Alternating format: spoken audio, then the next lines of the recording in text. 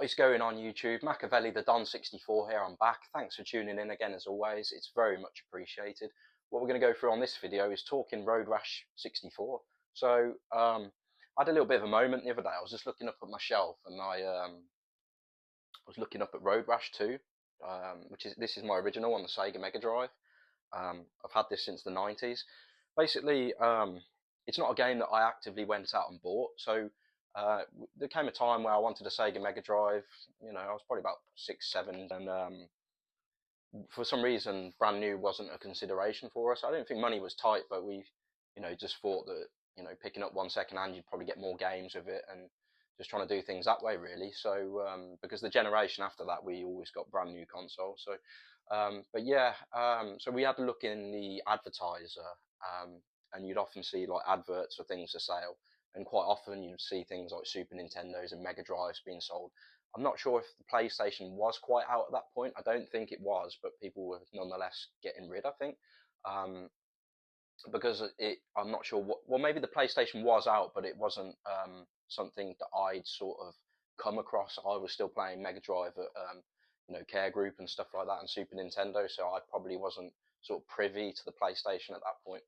But anyway, I digress. We're looking at one of the adverts. The first one we called, it had already sold, and then the next one it came with 6 games, and yeah, we went to have a look at it, and we picked it up, and this was just one of the games that was included. So it's not a game that I would actively go out my way to pick up necessarily, but it fell upon me. So we put some time into all of the games, and this being one of them.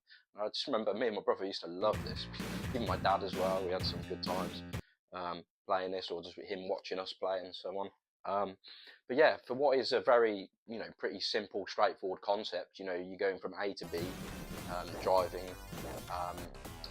and you're just taking people out along the way, causing carnage. It's quite a simple but effective hitting game, really.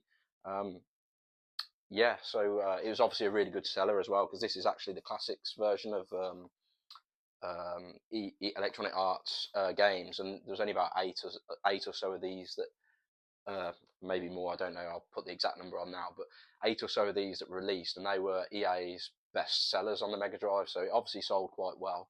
And it was obviously a sequel to the first, and I believe a Road Rash 3 did come out also. But yeah, I've never played those. But yeah, we really enjoyed this, and it's just a simple concept, but it was just fun. You could like knock people off their bikes and stuff like that, punch, kick. You'd use weapons, like the police officer would chase you with his baton, and you could like knock him off and take that off him, and then use that to knock other racers off. You could get a chain as well and sling it around your neck and just knock the enemies off. It was just so much fun. So it kind of occurred to me, right?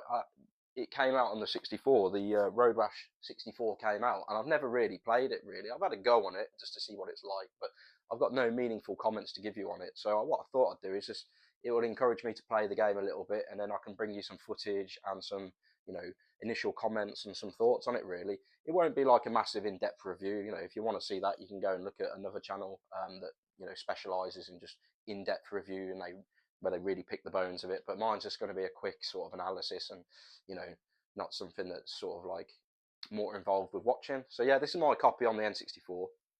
It's really good condition. It's not mint. This game's so hard to get in mint condition. It's really a tough one. But yeah, the aim of this video is to find out, is this a sleeper and a good game, or is it one that just doesn't live up to the expectations and the hype of its predecessors? I don't know. So should we get into it? Let's have a look.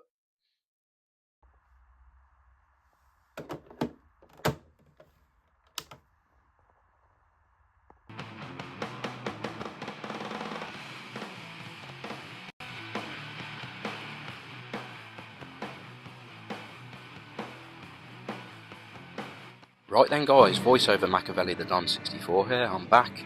Right, let's go. Getting left behind there as I figure out the controls. Speaking of the controls, the bike seems to handle pretty well on this. I think they've used the controller to the best they possibly could. Using the thumbstick is obviously a must, and it works well. Here I am right away, trying to get involved and trying to knock people off. What I did find with this game is it is a little bit more difficult to knock people off than I thought it would be. Certainly on the old games, like 1 or 2 punches and you'd send them off, but on this one you have to really get stuck in and really smack them quite hard to get a smooth connection to get them off. There's the first casualty, and then the second in quick succession, and then I run over a civilian. Great. But yeah, what I did find funny is the sound effects there. So when you smack them off, it's pretty funny.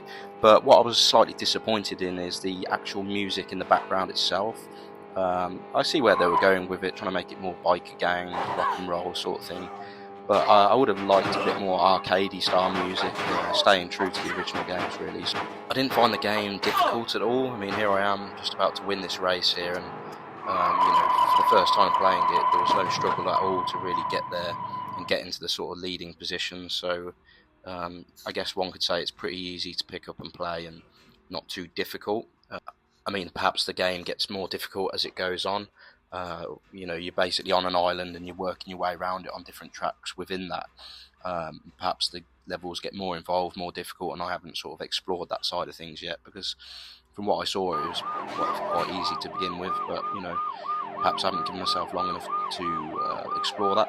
At this point, when I've spotted a police biker with his club, it's my mission at this point to put him down really.